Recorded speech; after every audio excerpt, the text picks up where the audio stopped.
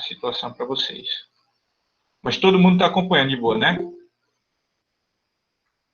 A partir de agora a gente está gravando. Qualquer chat está aberto aqui, vocês podem falar. Pô, tá entrando muita gente, velho. Nossa, tem uma audiência grande aqui nessa turma. Então, vamos lá. Bem, pessoal, a gente vai falar a partir de hoje sobre alguns mitos da área, tá? E entre eles a gente vai falar da Revolução Cubana. É um desses primeiros momentos da Guerra Fria e é um dos fatos mais importantes, um dos fatos fundamentais, pelo menos para mim, como professor de história, mais do que isso, né? Para mim, como latino-americano e que pesquisa a América Latina, história da América do Sul, história da Venezuela, meu doutorado será sobre a história da Venezuela também, então são sempre temas que me interessam muito. E o processo de Revolução Cubana, pessoal, é um movimento que pela primeira vez na história a gente vai ver um pequeno país como Cuba desafiar a potência internacional, que é os Estados Unidos, e sair vitorioso. Então, é dessa luta meio que dá vigor no americano lutando contra a opressão, contra a manipulação, contra a exploração por parte dos norte-americanos. Então, é um conteúdo que me toca muito falando de história por conta disso. Antes da gente falar propriamente da Revolução Cubana, é muito importante que a gente tenha noção de um preâmbulo do que aconteceu antes. Então, para determinar o que é o processo revolucionário em Cuba, a gente tem que entender como é que Cuba sai do processo colonial. Estamos falando agora do século XIX, tá? Vou fazer aqui o 19zinho para a gente se ligar. Estamos falando do século XIX.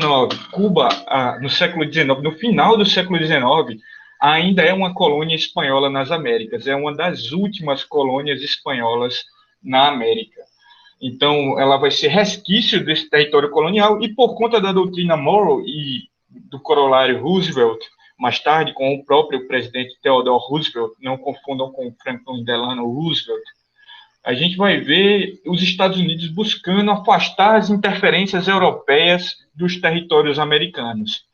Em especial com o caso de Cuba, Porto Rico e das Filipinas, que são na Ásia, mas, de qualquer forma, são próximas à América, a gente tem a percepção dos Estados Unidos agindo ativamente para libertar esses territórios do domínio espanhol, que é a última potência colonial que ainda tem posses nas Américas. E, nesse sentido, que os Estados Unidos declaram guerra à Espanha, é a Guerra Hispano-Americana, e desse conflito, talvez aí a primeira vez que os Estados Unidos se mostrem diante do mundo como uma potência, a gente vai ver que os Estados Unidos vão libertar Porto Rico, as Filipinas e Cuba do domínio espanhol. Porto Rico vai se manter durante muito tempo, até hoje em dia Porto Rico é um protetorado dos Estados Unidos, não é um país independente e também não é parte dos Estados Unidos, embora quem nasce em Porto Rico seja norte-americano, tenha a possibilidade de escolher a nacionalidade norte-americana. As Filipinas, durante algum tempo, vão ser protetorado norte-americano, mas em seguida vão ficar independentes. E Cuba fica de cara independente, mas tem uma paradinha na Constituição cubana chamada Emenda Platt. O que é essa Emenda Platt? É uma lei na Constituição cubana que diz que qualquer governo que assuma o poder em Cuba pode ser derrubado pelos Estados Unidos caso não atenda aos interesses norte-americanos. Então, vejam só que coisa mais humilhante. Na Constituição cubana tem uma lei que diz que os Estados Unidos podem invadir Cuba e derrubar qualquer governo que não atenda os seus interesses. É uma parada de pura humilhação, de puro escárnio para a população cubana. Mas como Cuba, a partir de sua independência, é sempre governada por ditaduras militares, em geral, esses líderes militares vão ser sempre alinhados aos interesses norte-americanos, como é o caso do Fulgêncio Batista, que governa Cuba desde a década de 40 até a década de 50. Fulgêncio Batista é um camarada responsável por transformar Cuba numa república bananeira, por assim dizer. É uma república ali que está no Caribe produzindo açúcar, charutos e bananas para os interesses norte-americanos. E a vida de Cuba é atender os interesses dos Estados Unidos. A gente vai ver, inclusive, pessoal, isso é muito interessante, que com o passar do tempo, Cuba vai se tornar um cassino norte-americano. Tudo que não é permitido fazer nos Estados Unidos vai ser permitido fazer em Cuba. Então, durante o período ali da Segunda Guerra Mundial, ou do período da Grande Depressão, que é proibido beber nos Estados Unidos, é proibida a venda de bebidas alcoólicas, em Cuba é permitido, então os americanos vão tomar seus daiquiris, tomar seus rums em Cuba. Prostituição é proibida em muitos estados dos Estados Unidos. Em Cuba é permitido, então, quando querem ter relações com prostitutas, os norte-americanos vão para Cuba. Jogar em cassino propriamente é proibido nos Estados Unidos. Em Cuba vai ser permitido. Então, tudo que não se pode fazer nos Estados Unidos pode se fazer em Cuba, que fica a 100 quilômetros ali da Flórida. É muito pertinho, é tipo Recife, Caruaru.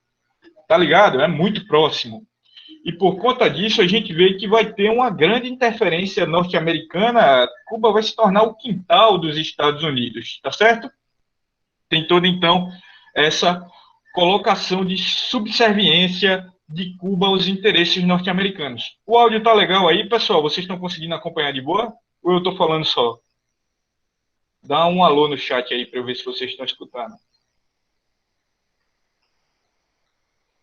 Tá de boa, né? Massa. Valeu. Alguma dúvida até aqui?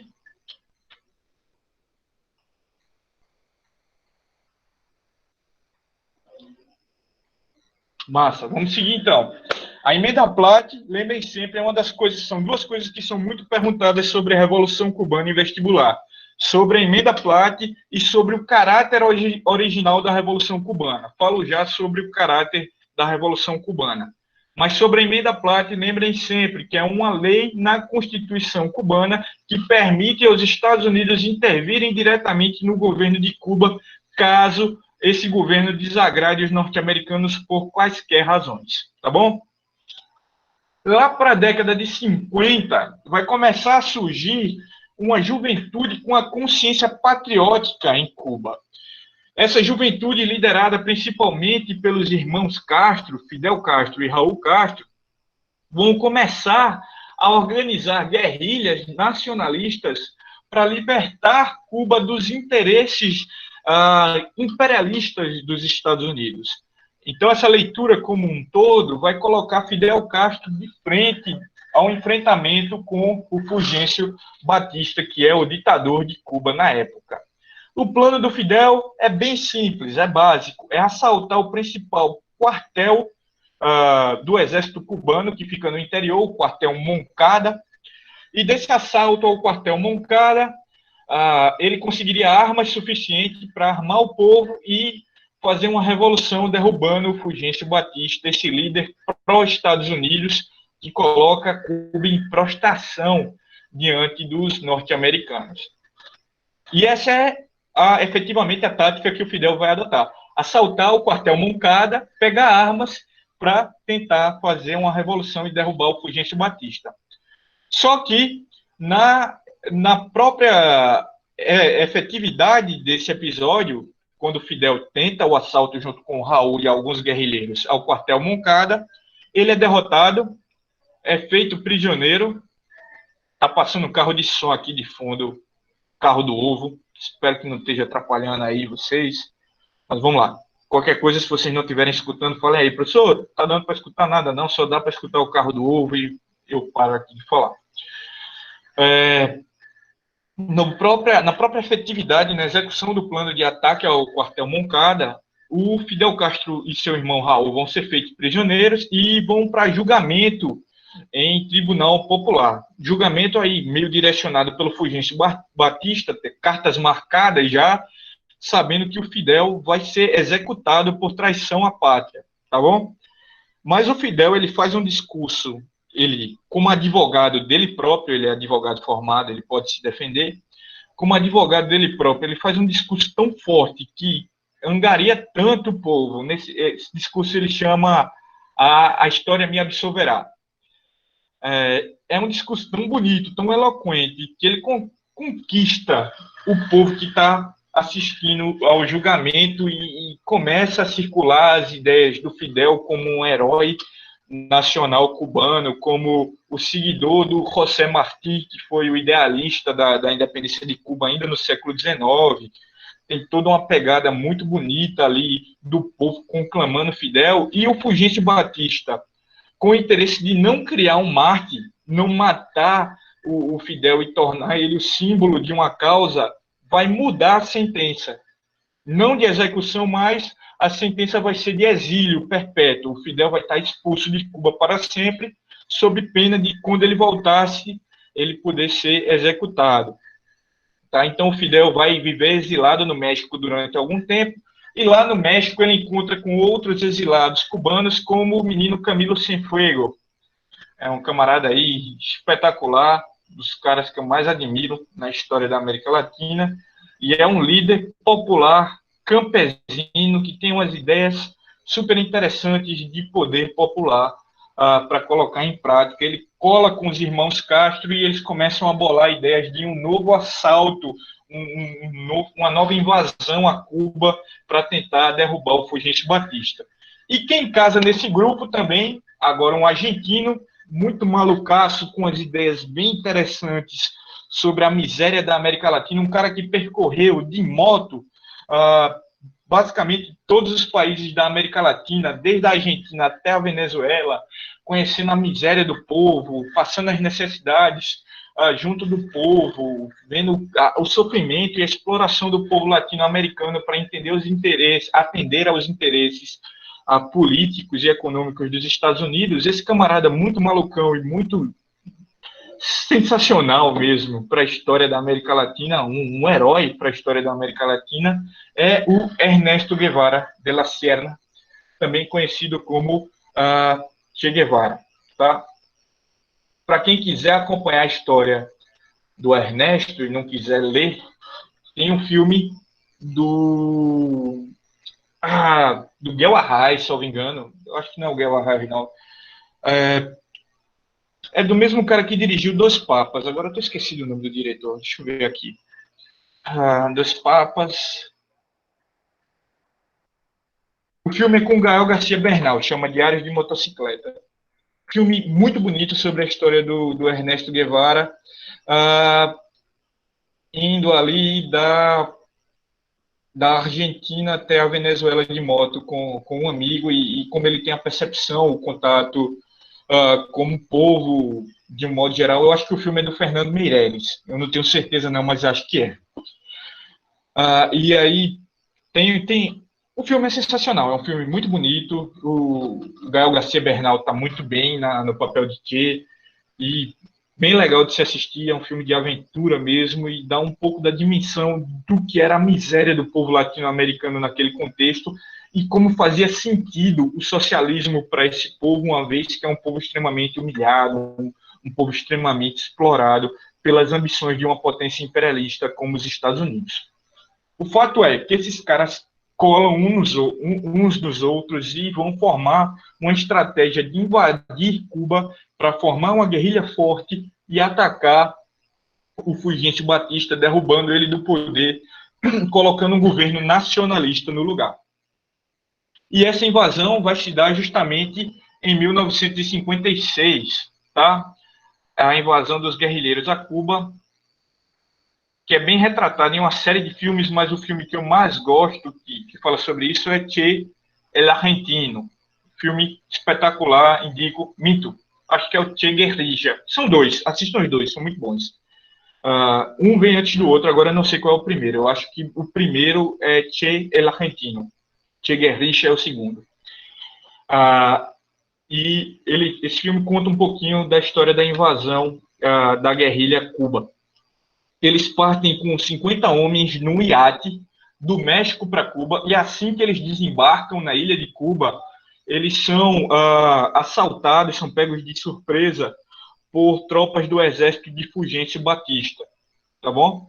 E dos 50 homens que desembarcam na praia, 38 morrem ali no desembarque, só sobram 12. Só 12, vejam só a história que eu vou contar para vocês. Esses 12 se refugiam numa cadeia de montanhas que tem no centro da ilha de Cuba, chamada Sierra Maestra, que é um território que é muito difícil acesso, terreno muito escarpado. E esses 12 que sobrevivem, entre eles o Ernesto Guevara, o Fidel Castro, o Raul Castro, o Camilo Cienfuegos, eles vão começar a entrar em contato com os camponeses que vivem na região e educar esses camaradas, ensinar a escrever, ensinar a ler, ensinar táticas de guerrilha, ensinar sobre a ideologia socialista, sobre a ideologia nacionalista, uma série de ideias revolucionárias sobre a transformação política, social e econômica que a ilha de Cuba precisava viver para se transformar, para sair de uma esfera de influência dos Estados Unidos e passar a ser um país verdadeiramente independente.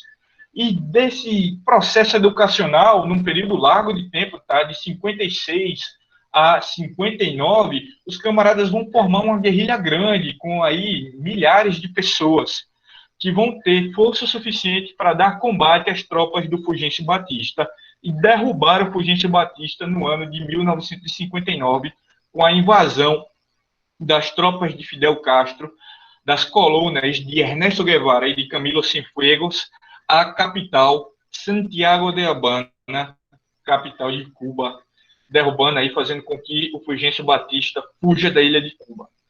E tem duas representações cinematográficas que meio que não dá para passar aqui para vocês agora, porque o frame fica horroroso, fica com uma péssima qualidade de exibição. Mas eu quero comentar um pouco, então vou colocar mais tarde 2 trechos desses filmes na plataforma lá, que é o Poderoso Chefão, parte 2, e o Che, El Argentino. Eu acho que é o El Argentino, não é o Guerrilla, não, apesar de ter o nome Guerrilla aí. Esses filmes retratam de formas diferentes o que foi o processo revolucionário em Cuba.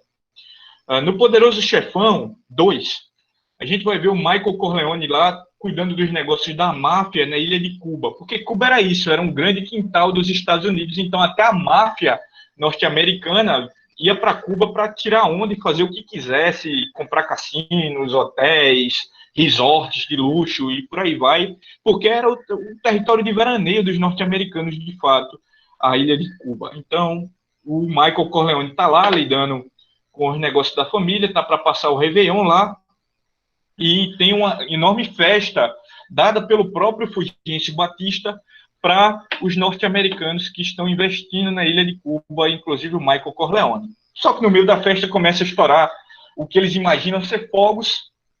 Na verdade, não são fogos, é a entrada das tropas de Fidel Castro na cidade de Havana.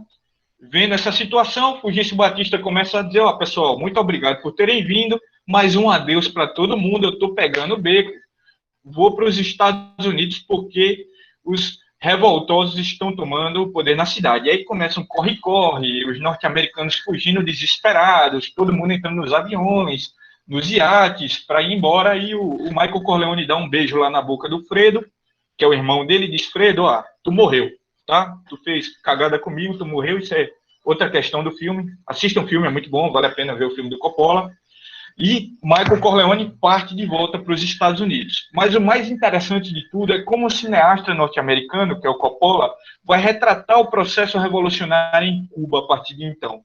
As cenas que se seguem à fuga do Michael Corleone e do Fulgêncio Batista são cenas de destruição, de saques aos mercados, de invasão aos hotéis, de balbúrdia, do povo na rua destruindo tudo, quebrando estátuas, como se fosse uma turba ensandecida de pessoas que não têm nenhum controle, que não é algo organizado, que é simplesmente destruir por destruir, que não tem nenhum sentido o processo revolucionário de Cuba.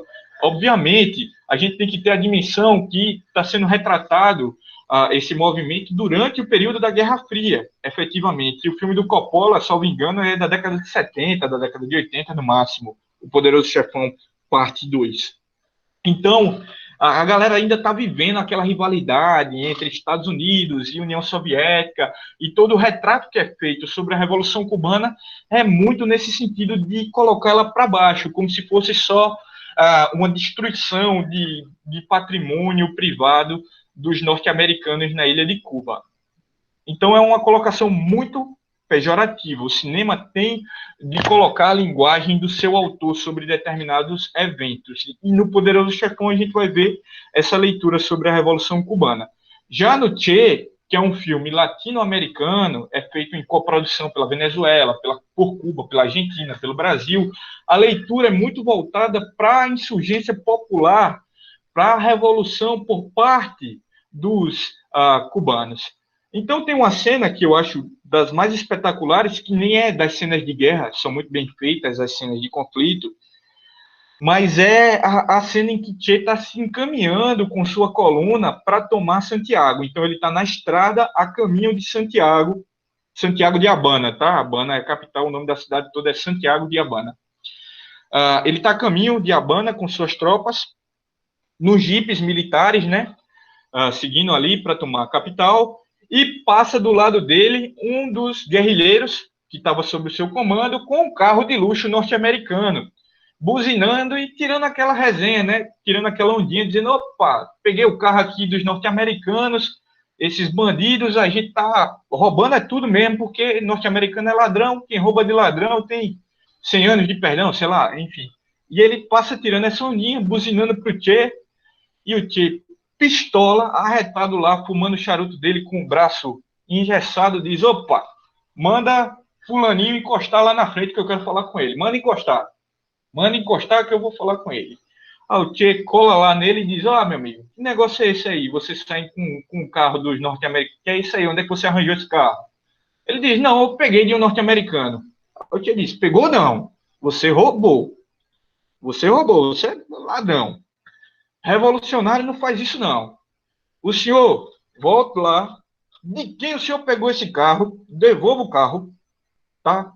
E vá a pé, de ônibus, de jegue para Havana. Eu quero você lá em Havana. Você só não vai com um carro roubado de ninguém, porque guerrilheiro não é ladrão. Guerrilheiro é homem honrado. Volte para lá e eu quero você em Havana quando a gente for tomar a cidade, seu alma cebosa. E o filme acaba com essa cena, é a cena de desfecho do filme. E eu acho muito simbólico isso, como está sendo retratado. É meio que uma resposta ao filme do Coppola, O Poderoso Chefão, porque mostra como havia um ideal por trás do movimento de guerrilha, como os líderes do processo revolucionário não aceitavam qualquer coisa no processo de revolução. Não era um movimento violento de destruir por destruir.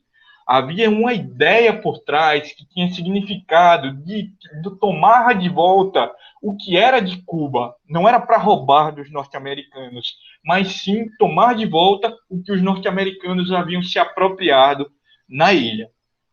E isso vai ser o cerne da revolução. Vejam, o processo revolucionário em 1959 é um processo nacionalista. Isso a gente precisa ter uma dimensão muito clara. O movimento liderado por Fidel Castro e por Ernesto Che Guevara é um movimento nacionalista, é uma guerrilha para tomar Cuba de volta para os cubanos. A ideia era promover várias reformas de cunho social que conseguissem dar uma melhor qualidade de vida para o povo cubano a partir das reapropriações de bens que os norte-americanos haviam tomado em Cuba. Tá? Só que os Estados Unidos vão fazer uma pressão tão grande em cima dessa Revolução Cubana de 59, vão fazer embargos, vão ameaçar Cuba de invasão por várias vezes, que para se manter autônoma e manter o seu processo revolucionário de pé, a partir de 61,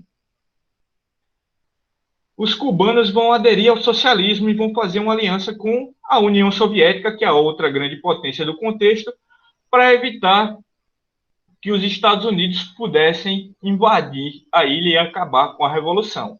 Então, vejam só o que eu estou falando para vocês, pessoal. Isso é muito importante, tá? É sempre cobrado em questão de SSA. Não vou dizer que vai ser cobrado em questão de Enem, porque Enem é uma caixinha de surpresa. Esse governo é uma completa insandice. Vou dizer o quê? Que esse governo tem plano, tem projeto para a educação? O que eu sei o que é que vai ser o Enem desse ano? Não vou dizer, porque eu estaria mentindo para vocês, tá? Pode cair Cuba, a Revolução Cubana, como pode não cair. É um grande mistério. Nos Enems anteriores era muito usual que questões sobre Guerra Fria tocassem em Cuba de alguma maneira. No último Enem, a gente não viu isso. A gente não viu questões sobre ditadura militar, que também eram usuais. Então, esse Enem pode ser igualmente modificado como os Enems da administração Weintraub. Mas certeza, de qualquer forma, que no SSA cai uma questão sobre Revolução Cubana, é muito praxe, sempre cai. E essas questões, em geral, ou perguntam sobre a emenda Platt, ou perguntam sobre o fato da Revolução Cubana começar como uma revolução nacionalista e só se tornar socialista por conta das pressões e dos interesses norte-americanos. Tá bom? Então tem essa distinção que a gente tem que fazer. A Revolução em 59 é nacionalista, não é socialista ainda. Ela adere ao socialismo em 61, principalmente por influência do Che Guevara, que vai fazer a ponte da União Soviética com Cuba para essa aliança. Manuela pede para eu repetir, por favor. Repito sim. O que exatamente eu tenho que repetir, Manuel? Porque eu falei muita coisa, tal. Como é cobrado? Tá. Em geral, no SSA, ou é cobrado sobre a emenda Platt, são esses dois temas que geralmente se perguntam, tá? O que é que significa a emenda Platt? Qual é, o que é que a gente pode tirar de conclusão dela?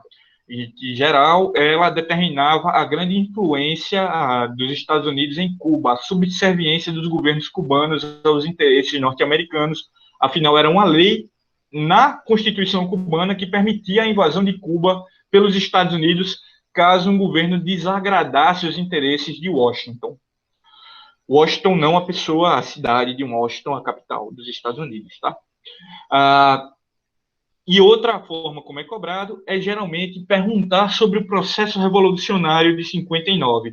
Em geral, eles vão tentar associar o processo revolucionário de 59 a um processo socialista para causar essa confusão na cabeça de vocês. Geralmente o distrator é esse. A Revolução Cubana de 59 foi uma revolução socialista. Não é. Em 59 é uma revolução socialista, nacionalista, perdão. Ela se torna socialista em 61, tá bom? Então, em geral, os distratores são colocados dessa forma, associando 59 já ao comunismo. Não tem essa associação, é só a partir de 61 que há uma virada à extrema esquerda da Revolução Cubana. Beleza? Entendeu, Manu? Me dá um feedback aí. Beleza. Massa. Alguém mais tem alguma dúvida até aqui? Tá tudo legal para vocês?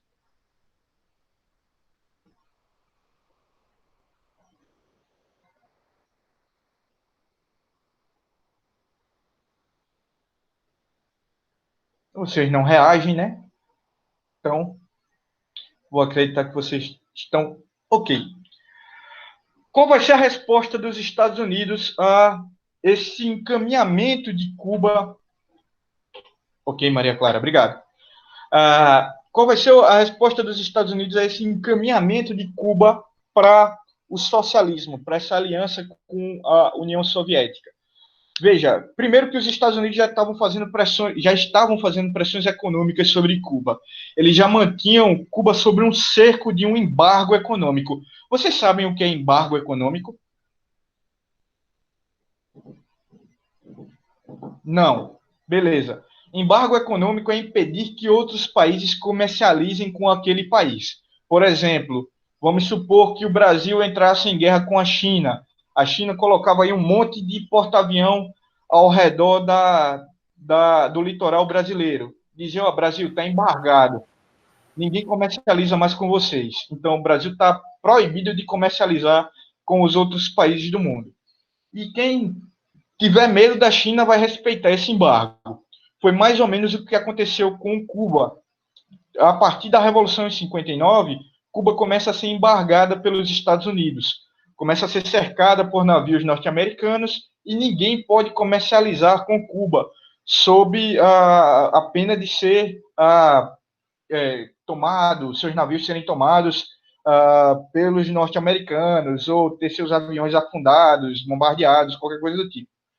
Então havia esse temor muito grande por conta da pressão norte-americana. Só a única nação que podia desafiar os Estados Unidos e mandar seus navios sem ter medo de ser apreendido no meio do caminho era a União Soviética. Então, quando Cuba cola na União Soviética, faz essa aliança, ela começa a ter ali garantido insumos alimentícios, insumos farmacêuticos, militares, de inteligência e contra-espionagem, sendo fornecidos pelos soviéticos para a ilha de Cuba a partir de 61. Nesse contexto, os Estados Unidos, já na presidência do Kennedy, vão responder como é que eu posso dizer isso? Montando uma guerrilha de exilados cubanos treinados pela CIA para derrubar o governo de Fidel Castro em Cuba, em 61. Esse episódio de homens treinados pela CIA, homens cubanos treinados pela CIA. Por que cubanos, professor? Por que os norte-americanos não mandaram logo tropas norte-americanas para invadir Cuba? Porque eles tinham dimensão que o povo cubano tinha aderido a um ideal nacionalista. Se, eventualmente, mandam tropas estrangeiras invadirem a ilha de Cuba, eles vão ser vistos como conquistadores estrangeiros. Já se são cubanos que tomam o poder, são cubanos dialogando com cubanos. Então, vai haver aí uma mediação melhor desse conflito. Então, os norte-americanos vão mandar essas tropas cubanas treinadas pela CIA para invadir a ilha de Cuba e derrubar o governo do Fidel Castro. Só que a contra-espionagem cubana vai ser mais eficiente nesse episódio. E o Ernesto Guevara, que é o ministro da Guerra, vai estar a par dessa situação e vai dar combate a essas tropas de exilados cubanos quando eles estão desembarcando em Cuba. No episódio que vai ficar conhecido como Invasão à Baía dos Porcos. A Baía era chamada por outro nome, agora eu não lembro. Ela vai ser rebatizada de Baía dos Porcos, porque esses cubanos que invadem Cuba vão ser conhecidos como traidores, porcos, nesse sentido de homens sujos, de traidores.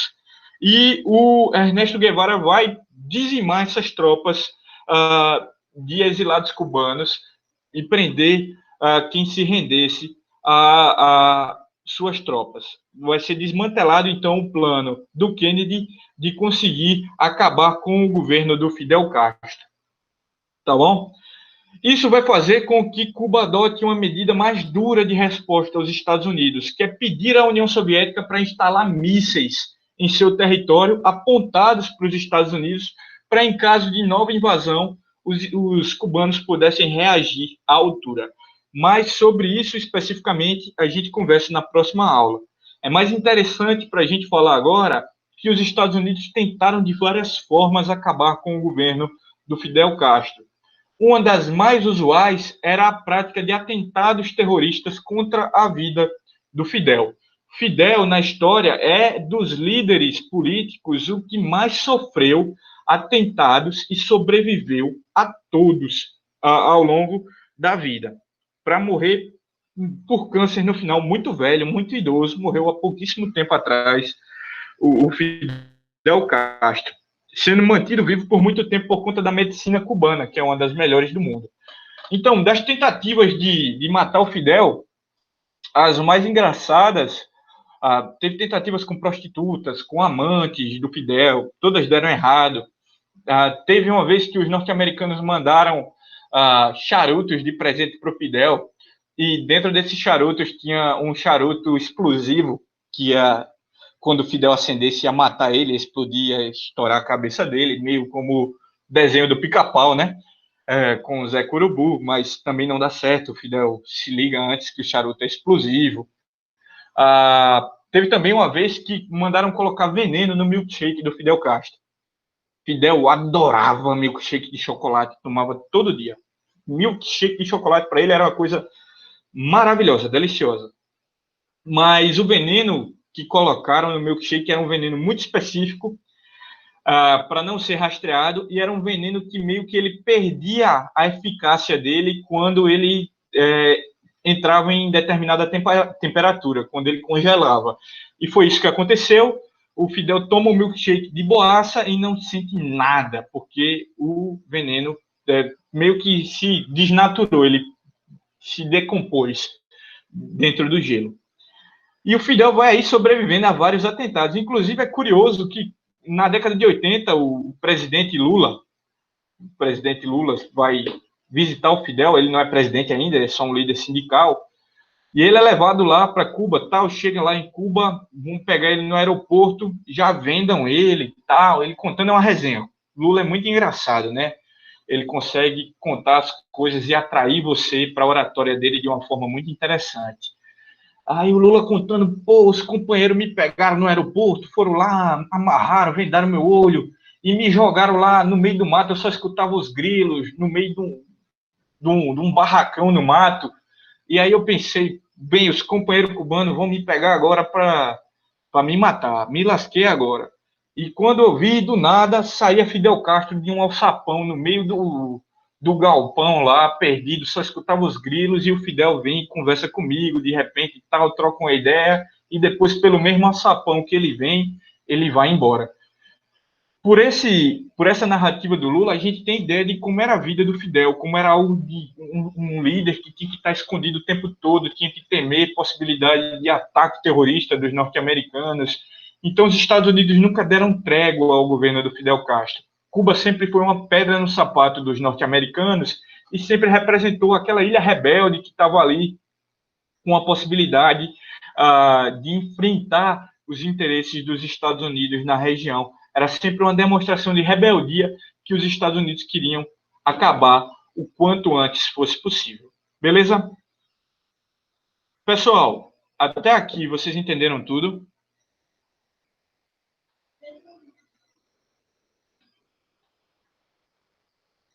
Massa. Beleza. Valeu. Galera, a gente vai encerrar por aqui. Amanhã a gente volta com a crise dos mísseis de Cuba, tá? E também com a aula sobre a Guerra do Vietnã. E no mais tardar, amanhã eu estou colocando essa videoaula e os vídeos que eu prometi a vocês do Che e do Poderoso Chefão, para que vocês possam dar uma sacada lá na plataforma, tá bom?